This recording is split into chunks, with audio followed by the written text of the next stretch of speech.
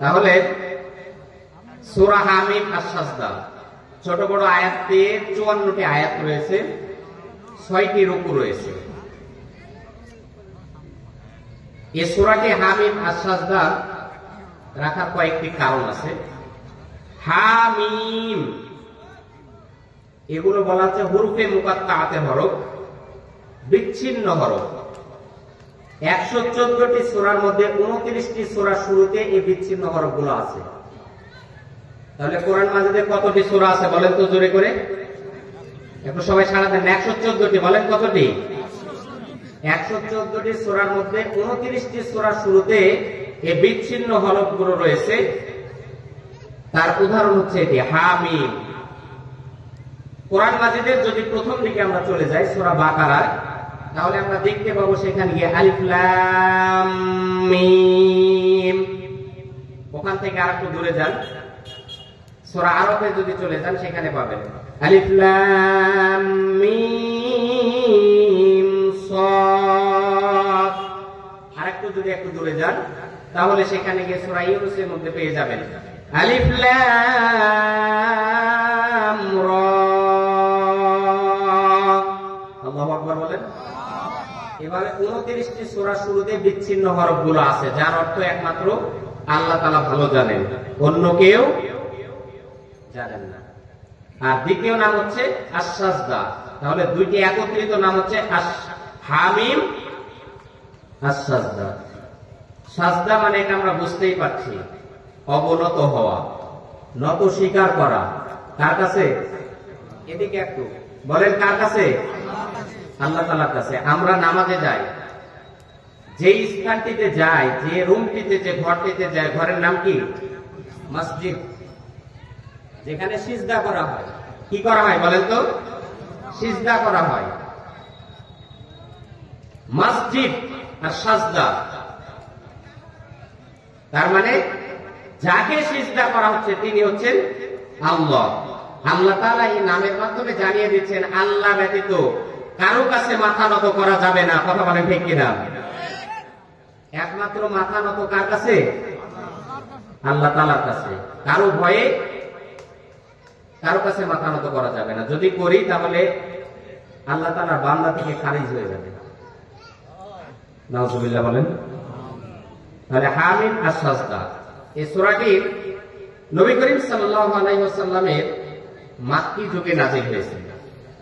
ঠিক ওই সময়টিতে রাসূল সাল্লাল্লাহু আলাইহি ওয়াসাল্লামের আপন চাচা আমির হামজা রাদিয়াল্লাহু তাআলা আনহু তিনি ইসলাম কবুল করেছিলেন।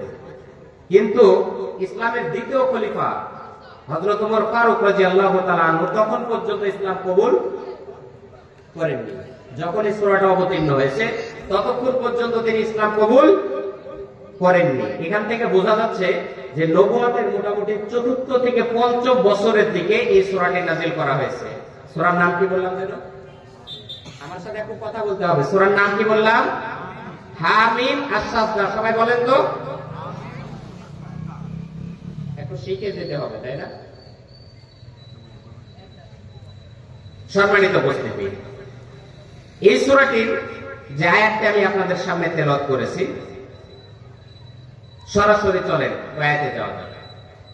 আল্লাহ পাক রব্বুল আলামিন বলছেন ইন্নাল্লাযীনা ক্বালু, ইন্না মানে নিশ্চয়, অবশ্যই, আল্লাযীনা যে বাজারা, ক্বালু জুমা মুযাক্কার গায়েবের সিগা, ইসবাত ফিল মাজি মারুফ, অর্থাৎ অতীতকালীন অর্থ বোঝাবে।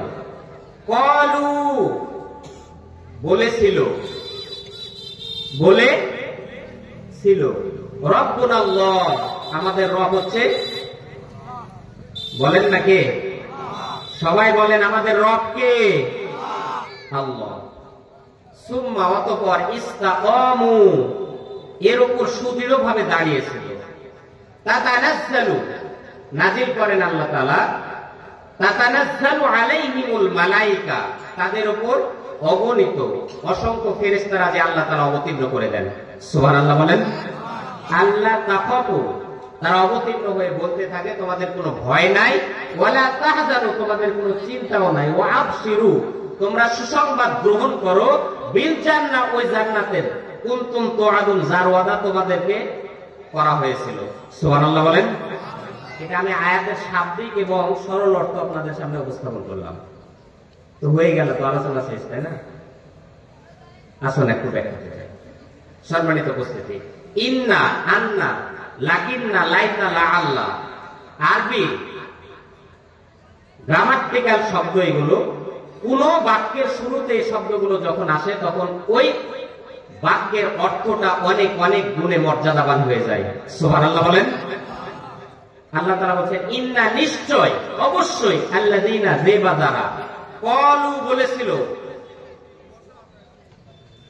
জুমা মুযাক্কার গায়েবের সিগা যেটা বললাম, ইসবাত ফিল মাদি মারুফ